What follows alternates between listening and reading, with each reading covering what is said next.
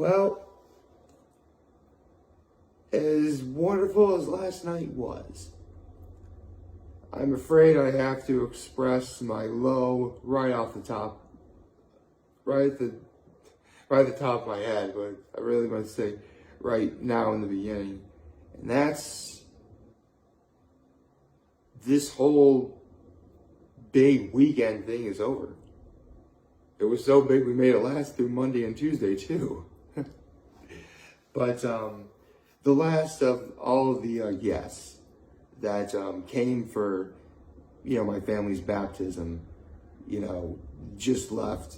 No, she's gonna be leaving this. It's my what do I call my ex-step grandmother, who, I love very much, obviously. And she's heading down to Charleston, Virginia this morning. So, all of the guests that arrived for, my nephew's baptism are essentially gone. I'm sad. Because these really were truly a wonderful several days of just being with family. And I'm just gonna miss that. That's my low. I mean, what do you expect? However, part of my high is, as far as I know, everyone else who already went home has made it to their destination safely. That is awesome. I love that. But the real high last night was, and it's so fun, I'll explain why. We went to Libs for dinner last night, which, come on, it's Libs. What haven't I already said about it in like several long posts on Facebook or, just talking about it here? It was Libs. That's really all you can say about it. It was Libs. It's the best in town. It's the best I've ever had. It's Libs. I don't really know what else I can say. Although I'll never get tired of saying it. And here's the thing. Remember I told you guys on Saturday night that we, actually, let's get to my act of kindness and high before I get into the main things for today. Well, my act of kindness was I helped my grandmother get her a rental car, because she has to travel down to Charleston, Virginia in a rental car. So I had to help her get that yesterday, so that was fun. And we went for Dairy Barn ice cream too. That was also awesome. So good morning, happy hump day everyone. So remember when I told you guys that we had Emilio's Pizza for dinner on Saturday night? Well, full disclosure, my number one idea for what we should all have done together as a family is go to Libs. I mean, again, it's Libs. That was like, of course that would be my number one thing to go to. My second place would actually have been the Elbow Room. Just simply because, my mom wanted to get Anelio's Pizza, but Anelio's doesn't have wings. But Elbow Room, come on, Elbow Room and Bernie Murray's are the best wings in town. Of course that would be another go-to place for, my family to go to. I mean, here's the thing. It would have been a lot of people. It would have been really expensive just because there were so many people. That was really the only caveat. Maybe another time. Or maybe if I somehow get rich and famous doing this. Not that I necessarily want that. Although I wouldn't mind getting monetized. That'd be really nice. Well, subscribe, people. Anyway, so we just wound up having Anelia's anyway. And so, on the Thursday night before everyone came, I remember my folks and I went to the Elbow Room. Meanwhile, last night, I just said, we went to Libs. So basically, we wound up going to two of the best places in town for what they do, just by happenstance. I mean, I'll take it.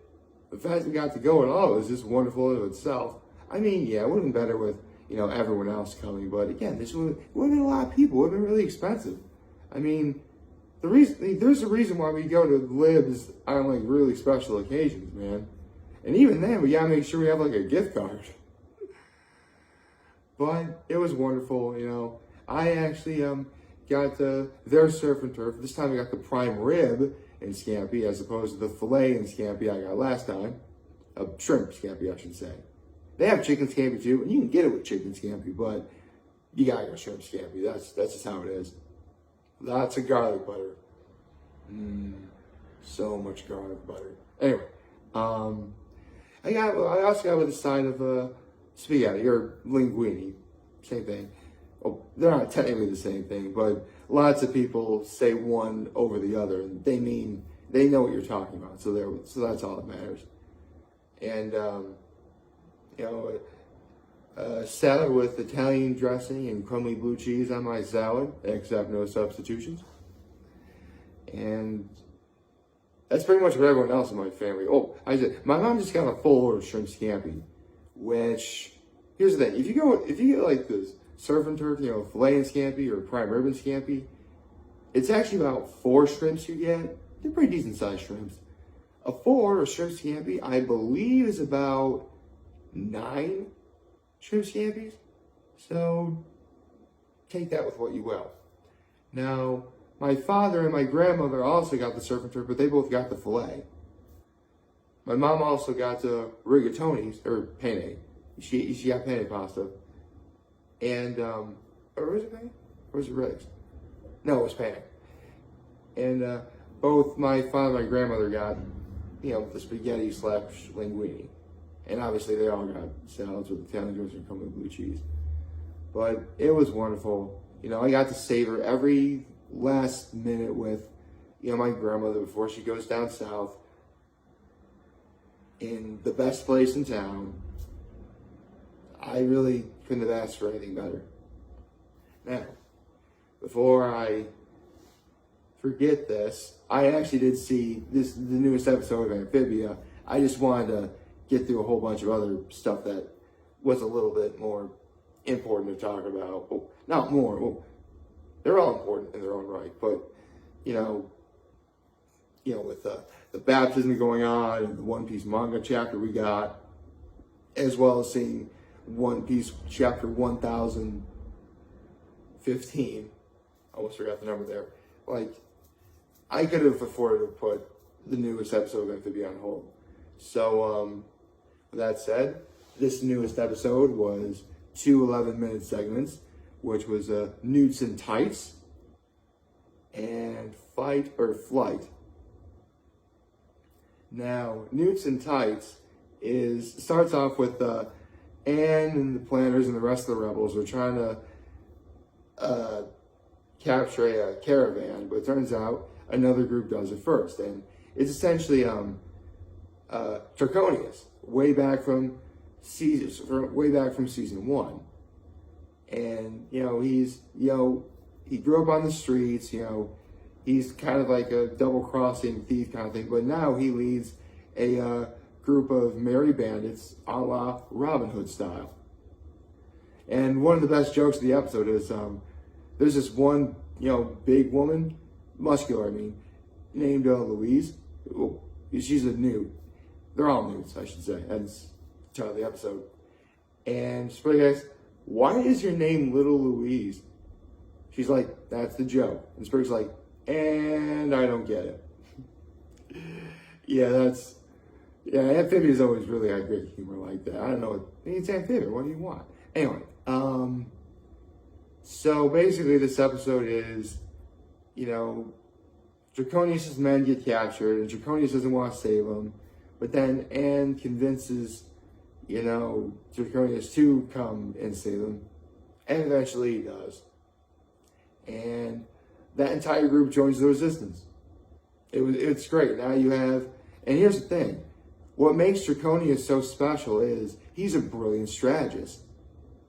So you get one of the best strategists in Amphibia on your side, you're going to be winning yourself a lot of battles. Actually, you know what? I should probably say this. These two 11-minute segments were solely designed to help build the rebel forces. Hence, the next episode of Fight or Flight, which I was not expecting this.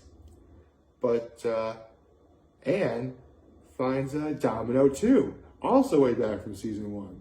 If you remember, it was the episode where Anne found a little baby caterpillar, who looks like her old cat Domino back home. So she named him Domino 2. And it turns out Domino 2 becomes a gigantic frog-eating killer moth. And so she had to try and get Domino 2 away from him and stuff like that. And it turns out that not only is she still around, but she has her own litter. So she has the rest of the rebel forces take care of the litter, and they're trying to resist their cuteness, which I've been there too. Cats are cute. They are. Well, really, all animals are cute, I should say. You know, I think dogs are cool too. You know, if you have a dog, that's cool. If you have a cat, that's cool. If you have a pet turtle, that's cool. Have a pet rabbit, that's cool. You know, animals are cool. Be kind to animals, ladies. Seriously, kids, be kind to animals, okay? Animals are cool. You'd be surprised how they really do help make this world better. Do not underestimate the power of bees, okay? Bees are one of the main reasons why we don't die, if you can believe it. Seriously, it's true. Look it up. Anyway, so Andreas' forces have actually captured a bunch of, these big moths to help, because like they spin around, tethered to like a generator, like try and spin around that generates power. That's how it works. And so Anne and Sprig free them. Meanwhile, the running joke is that they're frog-eating moths, so they want to try and eat Sprig. It was funny. And so they free the moths, but they're all about to attack Anne. And I should probably remember, Domino 2 remembers Anne.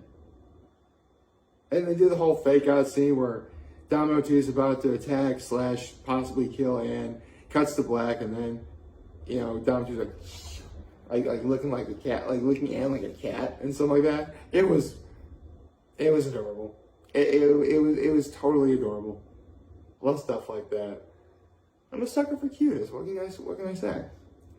So that happens, and after they free all the moths, they're about to attack Anne and Sprig and Domino 2.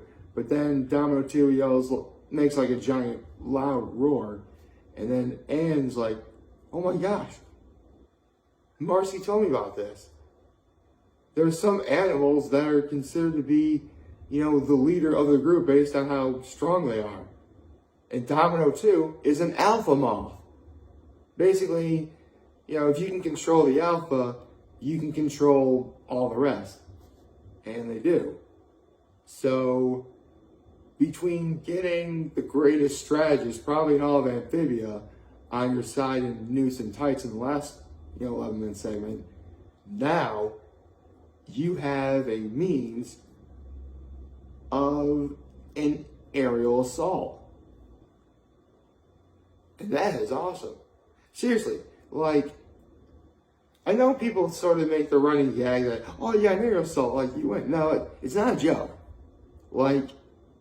If you can somehow manage the possibility of flight on your side, you win.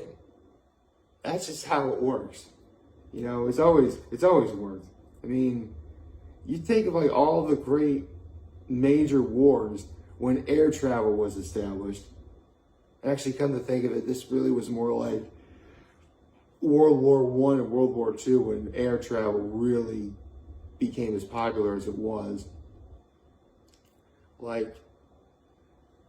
It really does make all the difference.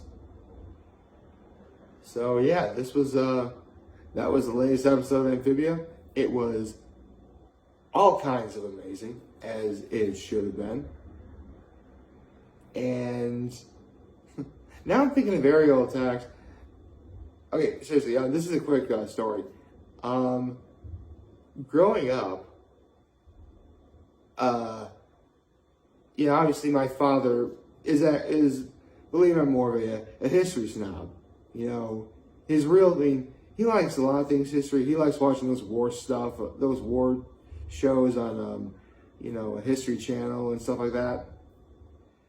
But his main loves have always been the Civil War and both of the World Wars. And when talking about World War I, especially when it comes to aerial assault, the greatest pilot in that war was the Red Baron.